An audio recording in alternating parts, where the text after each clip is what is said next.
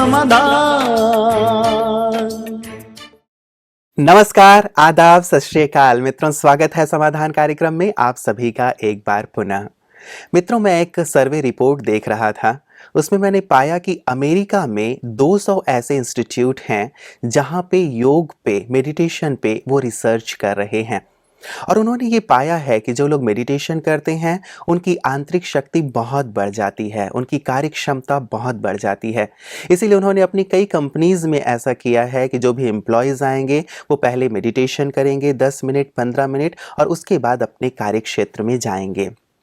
और इससे उन्होंने पाया कि बहुत ज़्यादा वर्क एफिशिएंसी बढ़ गई, लोगों के बीच लड़ाई झगड़े कम हो गए, उनके तनाव कम हो गए और जो आउटपुट आना था वो बहुत ज़्यादा आया।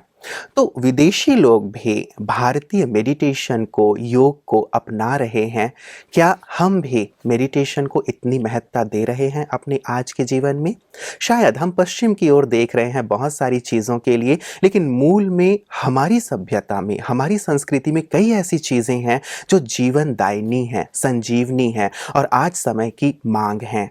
इसीलिए मेडिटेशन विषय को हम विस्तार से आपके सम्मुख रख रहे हैं और चर्चाओं में भ्राता जी से बहुत कुछ जान रहे हैं, सीख रहे हैं। आइए उनका स्वागत करते हैं और आज की इस चर्चा को आगे बढ़ाते हैं। भ्राता जी, आपका बहुत बहुत स्वागत और अभिनंदन है। थैंक्स।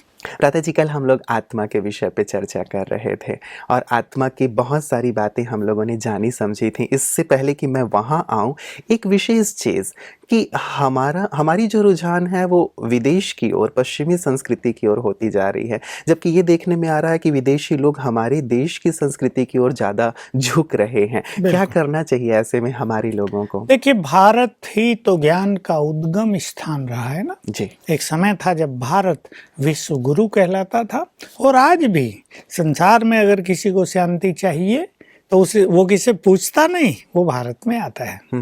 किसी को सत्य ज्ञान की खोज हो, वो भी प्लेन की टिकट भारत की कटाता है। और भी बहुत सारी चीज हम देखते हैं, चाहे मेडिकल हो, मेडिकल साइंस भी यहीं से प्रारंभ हुई थी। भारत में ही प्राचीन काल में 4 बड़े विश्वविद्यालय हुआ करते थे। संसार के सारे लोग विद्या अर्जन के लिए यहीं आया करते थे। चीनी यात्री भी तो यहाँ आए हुए थे भ्राता जी, बहुत कुछ सीखने जानने के लिए। तो वास्तव में भारत एक महान देश रहा है, लेकिन समय बदला, सब कुछ बदलता है। कभी कोई ऊपर है तो कभी कोई ऊपर है। तो भारत पश्चिमी देशों की ओर देखना प्रारंभ किया भारत वालों ने, और इसका कारण भारत में बढ़ी हुई गरीबी एक्चुअली। अब तो उससे बहुत बाहर निकल चुका है भारत, लेकिन 30-40 साल पहले भारत में ये सब नहीं था जो 30-40 साल के बाद अब हो गया। एजुकेशन उधर बहुत थी, इधर कम थी। अब वहाँ के लोग भारत में आ रहे हैं एजुकेशन के लिए। तो हमारा देश चाहे इकोनॉमिकली, चाहे एजुकेशन के फील्ड में, आईटी के फील्ड में, खेलों के फील्ड में, इंडस्ट्रीज के फील्ड में, एटॉमिक पावर के फील्ड में, मिलिट्री के फील्ड में बहुत आगे निकल गए हम। तो लेकिन फिर भी भारत वालों को दूसरों की ओर देखने की थोड़ी वो इच्छा होती है। वो भारत की ओर देख रहे हैं, हमारी कल्चर को महत्व दे रहे हैं, लेकिन ज्ञान तो यहीं से सबको मिलेगा। हमारे भाई बहनें जब ये ज्ञान लेकर बहुत सारे देशों में गए तो वास्तव में वहाँ के लोगों ने इसको बहुत वेलकम किया है। हर देश के बहुत सारे लोग राजयोग का अभ्यास कर रहे हैं, तो हमारे देशवासियों को भी कहने की तो बात नहीं, कर रहे हैं बहुत जी। और ज्ञान का उद्गम भारत इसी कारण है क्योंकि भारत एक तो देवभूमि रहा है, दूसरा भगवान ज्ञान देने के लिए भारत में ही आते हैं। वो अमेरिका में या ब्रिटेन में या रशिया में नहीं आते, वो भारत में आते हैं। तो भारत ही जैसे तीर्थ हो गया सारे संसार के लिए, और वो दिन आ रहा है जब सारे संसार के लोग इस सत्य को स्वीकार करेंगे। भारत ही महान तीर्थ है, उसमें भी आबू जहाँ स्वयं भगवान ने आकर कार्य किया, वो तो सर्वोत्तम तीर्थ है।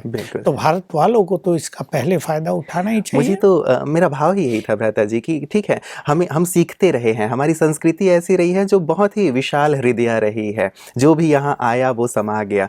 तो हम सीखते तो सबसे रहे हैं और सीखना भी चाहिए। पश्चिम की ओर देखने से बस मेरा भाव इतना था कि हम अपनी जो मूल संस्कृति है, अपना मूल ज्ञान है, हमारा जो आध्यात्म है, मेडिटेशन है, ये मूल रूप से भारत की ही देन है पूरी दुनिया को, और इसमें ही मुझे लगता है कि पूरा जीवन समाया हुआ है, बिल्कुल। सार समाया हुआ है। तो यदि इस सार की ओर, इस बीज की ओर यदि हमारे लोग ध्यान दें तो शायद सब चीज़ें बहुत सरल और सहज हो जाएंगी। बिल्कुल ऐसा ही होगा और होने जा रहा है, तेजी से हो रहा है। सीखना तो हमें सबको सबसे है। जी।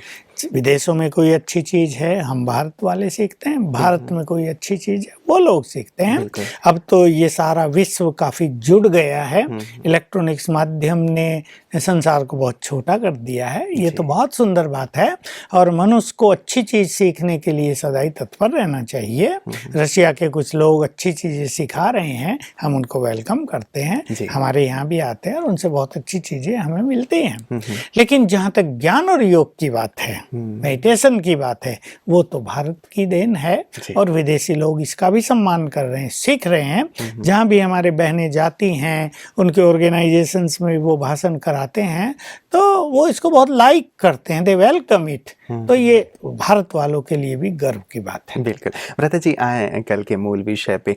आत्मा की जो हमारी चर्चा चल रही थी, एक विशेष बात जो और कही जाती है आत्मा के विषय में भ्राता जी, कई लोग आत्मा को निर्लेप कहते हैं।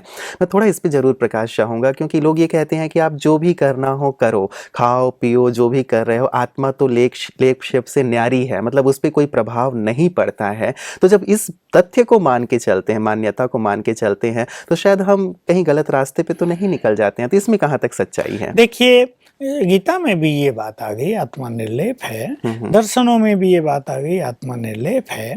और इसके मूल में अगर हम चलें तो एक गलत सिद्धांत रहा, और वो गलत सिद्धांत ये था कि सभी आचार्यों ने, मेडिकल साइंस ने भी बाद में और साइकोलॉजिस्ट ने भी ये मान लिया कि मन बुद्धि आत्मा से अलग हैं। फिलोसॉफी में ये माना कि मन बुद्धि सूक्ष्म शरीर के अंग हैं, आत्मा इन सब से बिल्कुल अलग है, वो एवर प्योर है। लेकिन सोचने की बात यह है, अगर आत्मा निर्लेप है, कर्म का कोई इफेक्ट उस पर पड़ता ही नहीं, कर्म मन बुद्धि और कर्मेंद्रियों के ही विषय हैं, तो किसी को पापात्मा, किसी को पुण्य आत्मा, देवात्मा, धर्मात्मा, ये अलग अलग नाम क्यों दे दिए गए? जरूर आत्मा ने पाप किया है, जरूर आत्मा पापी बनी है, तब उसे पापात्मा कहा गया। उसने देवत्व को धारण किया गया तो उसको देवात्मा कहा, धर्म के काम किए तो धर्मात्मा कहा गया। तो वास्तव में जब भगवान ने आकर ये सत्य ज्ञान दिया कि मन बुद्धि संस्कार तीनों आत्मा के ही अंदर हैं, वो उसकी सूक्ष्म शक्तियां हैं, तब हमें ये स्पष्ट हो जाता है कि कोई भी कर्म करने से पहले हम मन में सोचते हैं, बुद्धि उसके लिए यस और नो कहती है, फिर हम करते हैं, संस्कार बनते हैं। तो ये तीनों चीजें आत्मा से ही रिलेटेड हो गई। आत्मा ही कर्म कर रही है, आत्मा ही फल पा रही है। कहने में भी आता है ना, लोग कहते थे मेरी आत्मा को न दुखाओ, मेरी आत्मा को शांति चाहिए, तो अशांत आत्मा हुई है। एक और बात पे हम विचार करें, अगर कर्म का संबंध आत्मा से होता ही ना, कुछ लोग ऐसा मानते हैं, देखिए देह है, अंदर सूक्ष्म शरीर है, उसमें बहुत सारी चीजें हैं, मन बुद्धि संस्कार हैं, आत्मा बिल्कुल अलग है, साक्षी भाव से इसमें बैठी है। जैसे बिजली अंदर रहती है, बाकी काम काज सारा बिजली का, पंखों के द्वारा, ट्यूब के द्वारा, ये सब जो साधन है इनके द्वारा होता है। अब सोचने की बात है, यदि आत्मा का कोई कनेक्शन, कोई संबंध कर्मों से है ही नहीं, जैसे मान लो हमने अपने कमरे में फैन चलाया हुआ, अच्छा इलेक्ट्रिक करंट है तब फैन चल रहा है, लेकिन अगर फैन नहीं चल रहा तो कोई लोग बिजली को दोष नहीं देते, पंखे में गड़बड़ हुई है। तो लोगों ने ऐसे ही मान लिया कि आत्मा तो बस है, उसकी केवल उपस्थिति है शरीर में, उसका कर्मों से, उसके फल से कुछ लेना देना नहीं। फिर क्यों कह रहे जैसा कर्म वैसा फल? फिर क्यों कह रहे आत्मा को उसके कर्मों के अनुसार पुनर्जन्म मिलेगा? क्यों मिलेगा जब आत्मा बिल्कुल साक्षी है, वो निर्लेप है, वो कुछ कर ही नहीं रही। फिर आत्मा को कर्मों ने बांधा क्यों जो वो मुक्ति चाहती है? तो इन सब बातों से सिद्ध है कि वास्तव में आत्मा ही कर्म कर रही है, उसको फल भी उसके द्वारा आत्मा को ही मिलता है। मन जो उसकी शक्ति है उसमें उस दुख की या सुख की फीलिंग होती है, लेकिन आत्मा शक्ति मन की ही है। मन अलग और आत्मा अलग ये नहीं। फिर आत्मा की चेतनता क्या? चेतनता तो मन में है ना। मन बुद्धि चेतन है, उस कारण आत्मा चेतन कहलाती है। अगर उससे मन बुद्धि को हटा दिया जाए तो आत्मा का महत्व क्या रहा, उसकी चेतनता क्या हुई? उसकी चेतनता ही नहीं रही। तो वास्तव में ये मान्यता कुछ और थी। जिन आचार्यों ने ये लिखा है, जिन ऋषियों ने ये लिखा है, वो अध्यात्म की और योग साधना की एक सर्वोच्च स्थिति पर पहुंच गए थे। वो स्थिति होती है जहां मनुष्य कर्म करता है लेकिन कर्म के प्रभाव से मुक्त रहता है। इसको कर्मातीत अवस्था बोलते हैं। इस स्थिति में कर्मों का लेप छेप आत्मा पर नहीं पड़ता, जैसे कि आत्मा निर्लिप्त हो जाती है, detach, completely detach, no effect. इस स्थिति को उन्होंने निर्लेप कह दिया था। लेकिन कॉमन रूप से हर आत्मा ही सब कुछ कर रही है, उसका फल भी उसको ही मिल रहा है। एक बात शायद भ्राता जी, इस भ्रांति के कारण कई लोग ये मान लेते हैं कि जो भी है इसी जीवन में है, इसलिए खाओ पियो मौज करो और कोई अगला जीवन नहीं है, या आत्मा पे तो कुछ होना नहीं है। इसीलिए शायद किसी विद्वान ने भी ये कह दिया, ऋणम कृत्वा घृतम पिबेत, कि ऋण भी लो और घी पीते रहो, आनंद से जियो। तो इस बात को लेकर के शायद इस भ्रांति के कारण बहुत सारे लोग पथभ्रष्ट हो जाते हैं या गलत राह पे निकल जाते हैं, या फिर जो सामाजिक असमानता या जो अव्यवस्था देखने को आती है वो हो जाती है। बिल्कुल, ऋण लेके घी पी तो लेंगे, लेकिन जब ऋण लेने वाला बार बार द्वार खटखटाएगा फिर वो घी का प्रभाव खत्म हो जाएगा। तो इसीलिए शांति हो जाएगी कि शायद आत्मा पे कुछ प्रभाव तो पड़ना नहीं है या अगला जन्म लेना नहीं है, शायद इस गलत मान्यता के कारण। शराब पी तो लेगा कोई व्यक्ति, लेकिन जब उसका लीवर डैमेज हो जाएगा, जब उसकी किडनी जवाब दे जाएंगी, जब वो घर में आके झगड़े करेगा, मारपीट करेगा और उसको घर से निकाल दिया जाएगा, तब मन उसको पता चलेगा कि शराब का असर तो हो गया, लेप छेप तो लग गया जीवन पर। तो वास्तव में ये सिद्धांत कुछ भ्रमित हो गए थे। देखिए, एक बच्चा, अब देखिए पूर्व जन्मों का इफेक्ट वर्तमान जन्म पर कैसे पड़ता है। इससे सिद्ध हो जाएगा कि वर्तमान जन्म का इफेक्ट अगले जन्म पर अवश्य जाएगा। अभी अभी मुझे बच्चे मिल रहे थे, 3 बच्चों को माताएं लेकर आई। एक लड़की बहुत खुश, कहा इसके सिर पे हाथ रख दो। अरे मैंने कहा तो है ही खुश, इसके सिर पे हाथ क्या रखना। 2 बच्चे, एक 5 साल का होगा, एक 6 साल का होगा। दोनों बड़े गरम, क्रोध में, चिड़चिड़ेपन में, चेहरों पे रौनक ही नहीं। बच्चों के चेहरों पे तो रौनक रहती है ना, रौनक ही नहीं। मैंने पूछा क्या है इनको, कहा ये बच्चे तो बिल्कुल सारा दिन परेशान रहते हैं बिना कारण। अच्छा भोजन दे दो, खा के परेशान, अच्छी चीजें, खिलौने आदि जो बच्चों के होते हैं, अच्छी साइकिल आदि, तो भी परेशान। पढ़ने भेज रहे हैं, नहीं जाएंगे, हम पढ़ेंगे नहीं, हम किताबें फाड़ के फेंक रहे हैं, माँ को मार पीट रहे हैं, बाप को लात मार रहे हैं। तो बच्चे हैं, बाप माँ क्या करेंगे। देखिए ये सब पूर्व जन्म से लाए हुए संस्कार ही तो हैं। अभी उन्होंने सीखा कहाँ। वो लड़की बहुत खुश और ये दोनों लड़के बहुत दुखी। अब 5-6 साल में ही वो दुखी और परेशान और अशांत, उनके जीवन में कोई रौनक नहीं। तो हुआ क्या अभी, ये सब पूर्व जन्म से लाए हैं ना। एक व्यक्ति जन्म ले रहा है, जैसे आजकल केस देखने में आ रहे हैं, 3 दिन के बच्चे को ही हो गया पीलिया, जॉइंडिस, 3 दिन से, और अब 3 साल का हो गया। खून बदला जा रहा है हर वीक। पहले मास में बदला जाता था, फिर 15 दिन में बदला जाता था, अब हर वीक बदल रहा। अब वो 3 साल का बच्चा ने क्या किया भाई, माँ बाप का भी बिल्कुल स्ट्रॉन्ग, कोई कहे माँ बाप से आ गए, उनको जॉइंडिस है ही नहीं। बच्चों को देखते हैं, अभी 6 साल की लड़की हुई है तो डायबिटिक है वो। एक का तो ऐसा समाचार मिला, 6 मास का बच्चा डायबिटिक। तो ये सब क्यों हो रहा है, क्या वो लोग इसका उत्तर दे सकते हैं जो कहते हैं बस यही जीवन है, आगे पीछे का कुछ नहीं। पूर्व जन्म से मनुष्य सब कुछ ला रहा है, ये हम अपनी आंखों से देख रहे हैं। किसी का जन्म साहूकार के घर में हुआ, आते ही सुखद पालनों में पालना हो रही है। किसी का जीवन मजदूरों के घर हुआ, माताएं उसको टोकरी में डाल के मजदूरी करने जा रहे हैं, उसको धूप में सुलाया हुआ खुद काम कर रही हैं। ये सब पूर्व जन्मों से लाए हुए कर्मों का ही तो इफेक्ट है। किसी को जीवन में तुरंत सफलता मिल रही है तो कोई हार्ड वर्क कर रहा है लेकिन खाने को भी नहीं मिल रहा है। एक विद्यार्थी है, बहुत मेहनत करता है तो भी अच्छे अंक नहीं आते। दूसरा विद्यार्थी है, बिल्कुल पढ़ाई को एंजॉय कर रहा है और टॉप कर रहा है। ये सब पूर्व जन्म से ही तो लेकर आए हैं।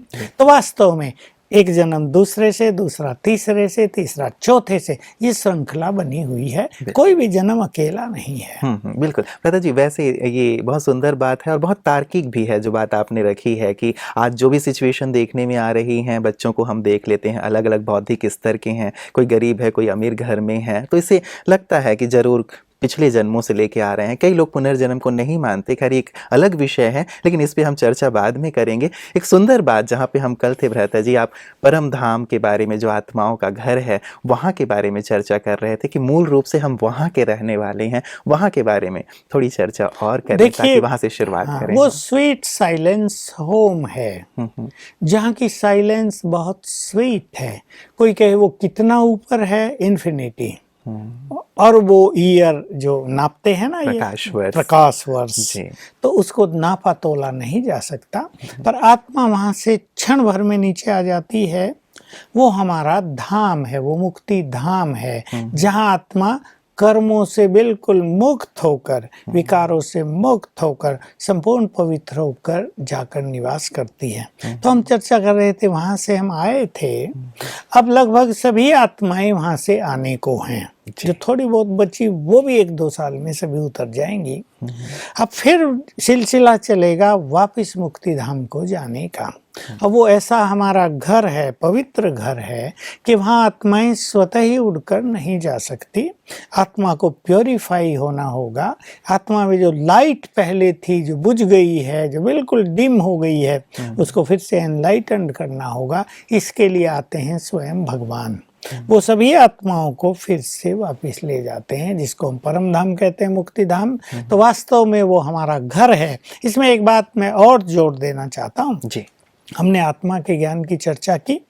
अगर किसी मनुष्य को डीप साइलेंस की अनुभूति करनी हो, वो साइलेंस स्वीट साइलेंस भी है और वेरी डीप साइलेंस भी है, तो उसको अभ्यास करना होगा कि मैं आत्मा परम धाम में हूँ, शांति धाम में, और जैसे वहां की संपूर्ण शांति मुझ में समा रही है।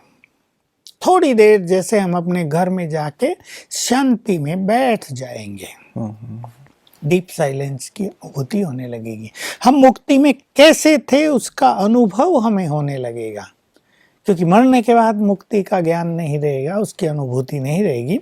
उसकी अनुभूति हम यहाँ रहते बुद्धि से शांति धाम में जाकर सहज कर सकते। भ्राता जी, परम धाम की बात आपने बहुत सुंदर रूप से स्पष्ट की है। उसका शायद हमें ज्ञान नहीं था। हम ये कहा करते थे कि हम आए हैं ऊपर से और जाना भी ऊपर है, लेकिन कहाँ जाना है उसका बोध नहीं था। आज बहुत सुंदर रूप से स्पष्ट हो गया कि वास्तव में कहाँ जाना है। हाँ, और कहाँ से बड़ी आम मान्यता है ना कि संसार मुसाफिर खाना है। हाँ, हम तो आए थे, हमें और तो जाना है, जाना कहाँ से आए और कहाँ जाना है, ये स्वयं भगवान ने आकर बताया। जी जी भ्राता जी, अब एक दूसरा पक्ष आता है, जो आत्मा की बात हमें स्पष्ट हो गई। अब जिससे हमें योग लगाना है, परमात्मा, जो एक क्या कहें, जो सचमुच चर्चा का विषय आज तो खैर नहीं रहा है, बहुत कम रहा है, लेकिन जिस पे चर्चा अवश्य होनी चाहिए कि वास्तव में परमात्मा है कौन, कैसे हैं, कहाँ रहते हैं, कब आते हैं, क्या करते हैं। कम जानकारी है लोगों को, चर्चा भी कम है। आज हम अपने सभी दर्शकों के लिए जानना चाहेंगे कि विस्तार से कि परमात्मा के बारे में स्पष्ट करें। देखिए, जानने योग्य तो परमात्मा ही है जी। अगर हमने आत्मा को नहीं जाना और परमात्मा को नहीं जाना और बाकी सब कुछ जान लिया तो हमारा ज्ञान बिल्कुल इनकम्प्लीट रह जाएगा जी। और अगर हमने स्वयं को जान लिया और परमात्मा को जान लिया तो बाकी कुछ जानने की इच्छा ही नहीं रहेगी और संपूर्ण ज्ञान इस ज्ञान में समा जाएगा जी।